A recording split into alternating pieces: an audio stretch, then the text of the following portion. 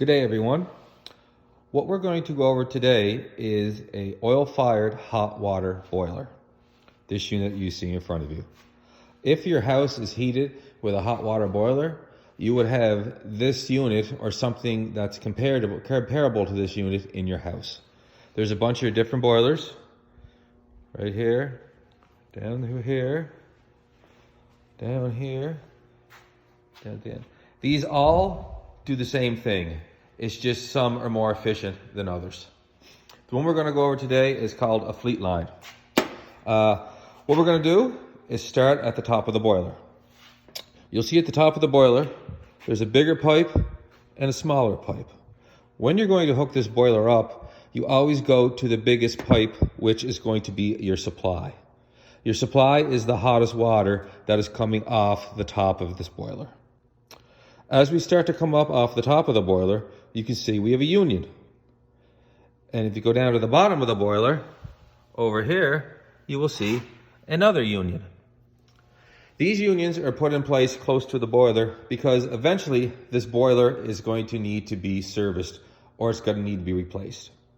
So when this boiler has reached its life expectancy, you will come over, undo these two unions right here, undo the controls, take the boiler out, grab the new boiler and put it back into place.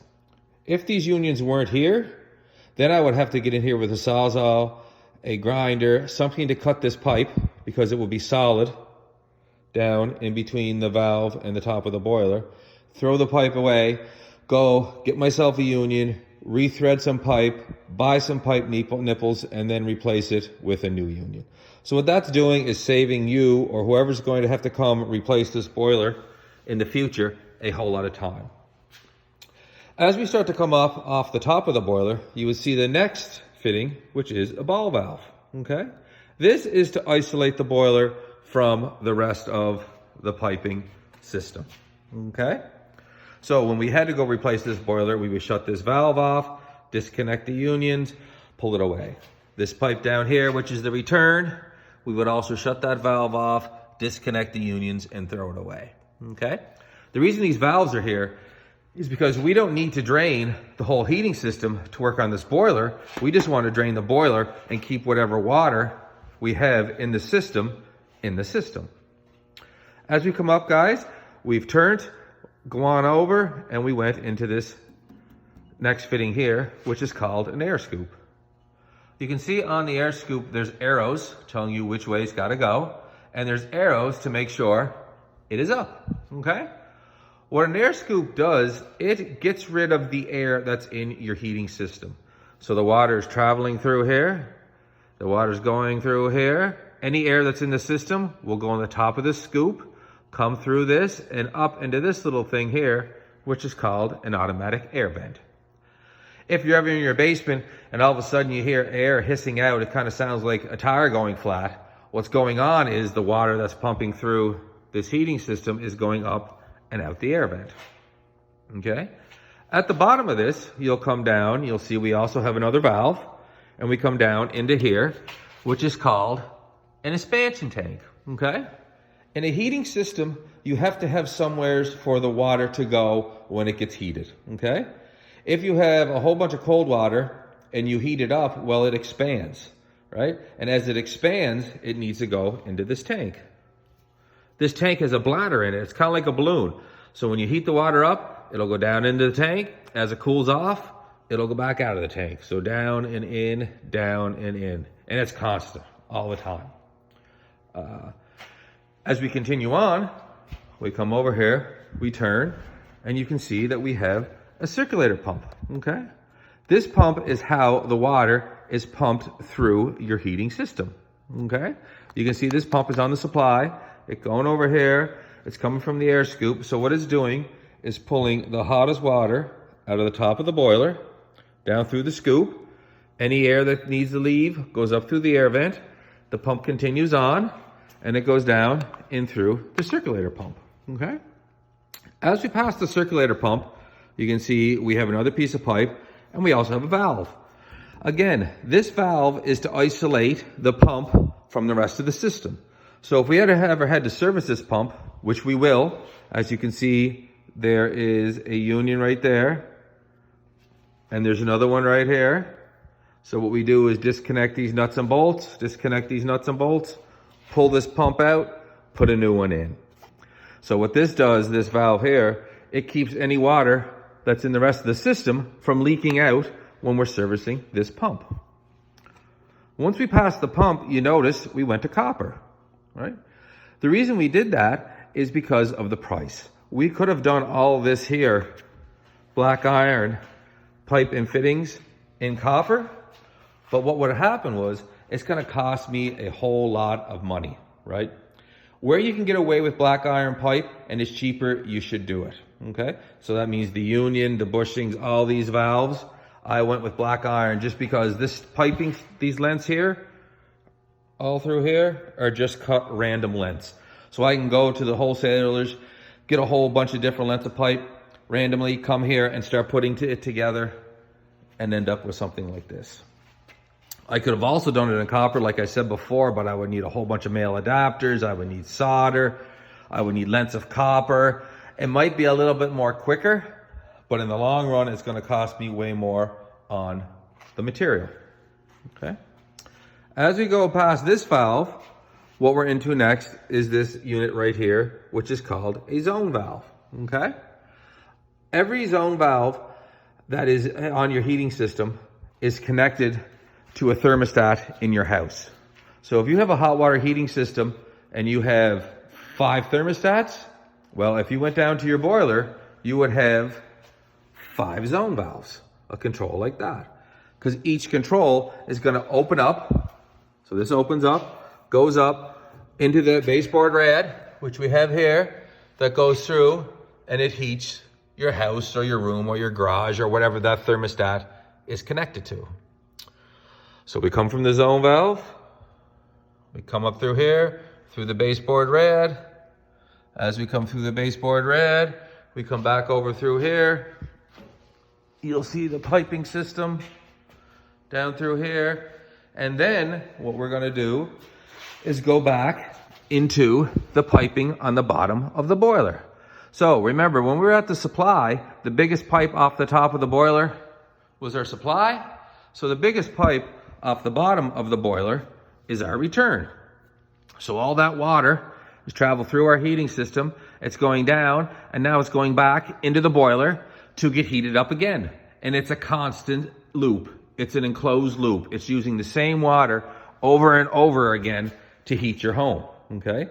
This here, guys, with the rad like that, this is what we call a series loop.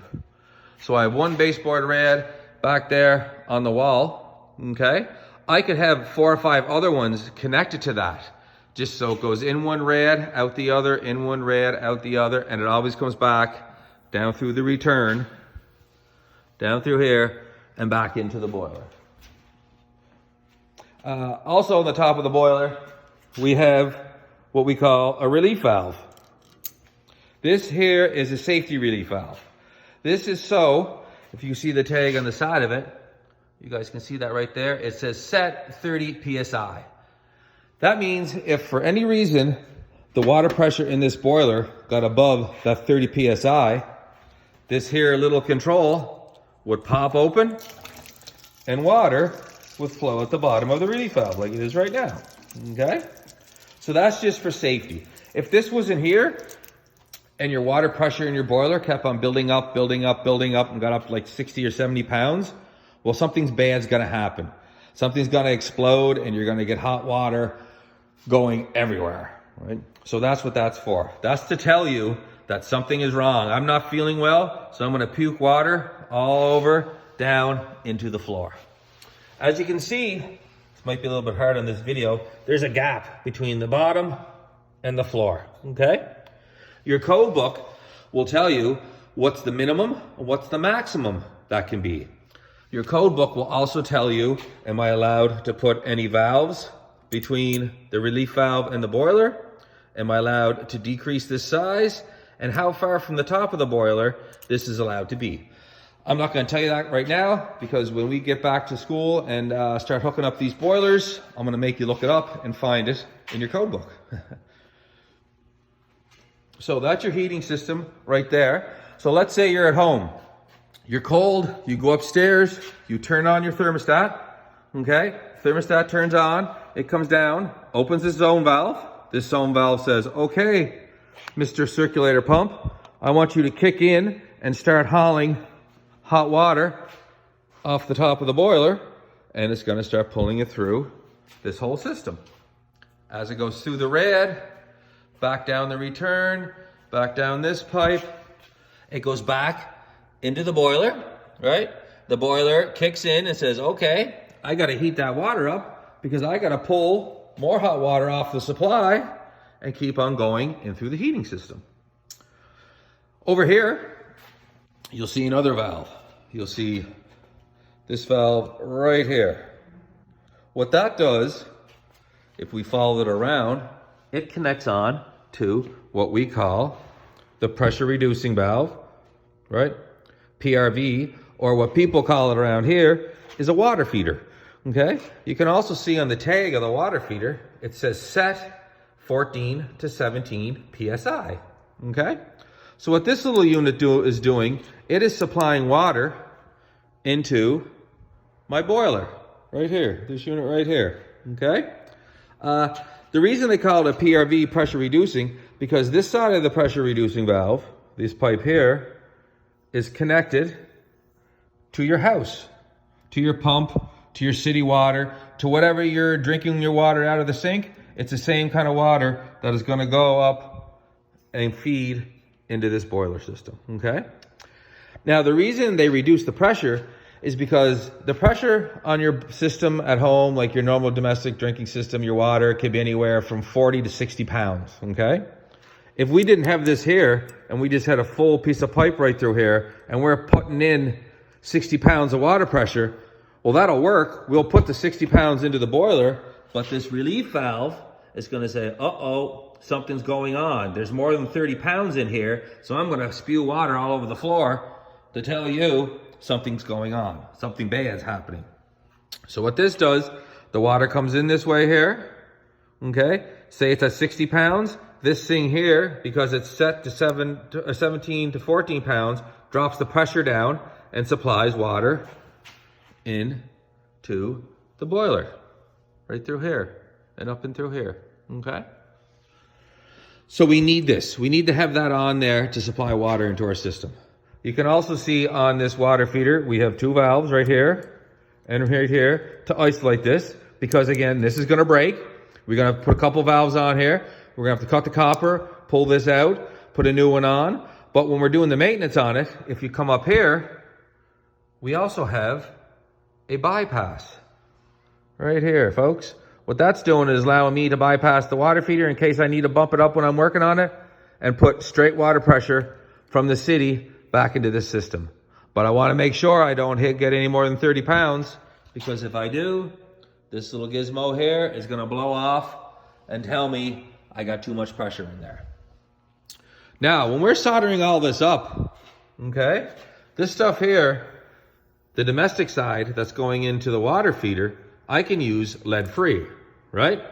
Now, on the heating side, which is over here with the zone valves and the baseboard rad, I can use lead or 50-50, okay? Because this piping here that's on the heating system, I'm never gonna be able to drink that water, or that water is never gonna come in contact with me and all these pipes, right? Because it's in a closed loop that's just gonna keep on getting heated and heated and heated constantly over and over again. Once we go to the side of the boiler, what this boiler does, it also heats your house, but it will also give you hot and cold water, or sorry, hot water to your showers, to your kitchen sinks, wherever you want hot water in your house. So the cold water from the city comes down in through here, goes in through this plate, goes through a coil, right? Comes out of the coil, and this here valve would be your hot water line that will go back to anything in your house that has hot water, okay? When I pull this coil out of the furnace, it would look something like this. All that copper right there, everybody, see all that is round. It's rolled up nice and tight, and the front of it looks like the same front as up here on the boiler. So what's going on is this coil is submerged into the water that's heating my system in my house, my closed loop system, the water that's always in there that doesn't ever get added to or taken away. So this here is submerged in that, and as the hot water goes through one of these, it goes through all of these coils, right? Remember, it's submerged in the hot water, comes back, comes all the way out, comes out the other tapping, and comes out, and it's hot. It could be up to 200 degrees hot. So it's extremely warm water, right? You would burn yourself. And then that pipe there will go to anything in your home that has hot water. Okay? So that's basically the setup. Now, when you guys get down here and you go to hook this up, I'm just gonna say, okay, there's a boiler, right? Do this to it, okay? That's not gonna happen. What's gonna go on is you're gonna get a drawing that looks something like that. It has all of the things in it. The valves, the unions, the drains, the scoops, the pumps, the air vents, okay? It has everything in it, but you can also notice there's no measurements. See that? There's no measurement here, there's no measurement here, here. None of that stuff. So what you guys gotta do is design your own system, okay? I don't care if you come up here, go over to the right, come up here, go over to the left, come up here, come straight out, go straight back. Doesn't make a difference. As long as we have the union, the ball valve, 90s, scoops, expansion tanks, air vents, circ pumps, zone valves in the order that is on the piece of paper, that's good enough for me, okay? This is where you start to use your imagination, right? How am I gonna do it? Am I gonna go a little bit higher? Am I gonna go lower? Am I gonna go over this way? Stay closer? Again, it's all up to you how you wanna design it, okay? And you'll be doing more than one. You will probably be doing at least 2 or 3 of these boilers with different series loops. I'm gonna make another video with a hot water heater and a cast iron rad. There's a whole bunch of different scenarios and setups that we're gonna be able to do to hook up these boilers. Like I say, there's quite a few of them. There's some more here. There's some here, all the way down here. And as you guys know, there's some electric boilers, which I'm gonna make a video on here in a little while. And there's also other boilers over in the other shop, right? So there's lots of time for you to do a whole bunch of different heating setups. But what's gonna happen is, as you do more and more, right, you're gonna remember the setup of how it's supposed to go, so you're not gonna need to use this sheet as a reference anymore. You're just gonna remember, okay? Hope this was a help. This was probably the first time I tried doing a video. Hopefully it's not too shaky. I'm gonna post a few more later on, but mixing valves, indirect hot water heaters, stuff like that. And well, hope you enjoy it. And that's it for right now. We'll see you later. Bye-bye.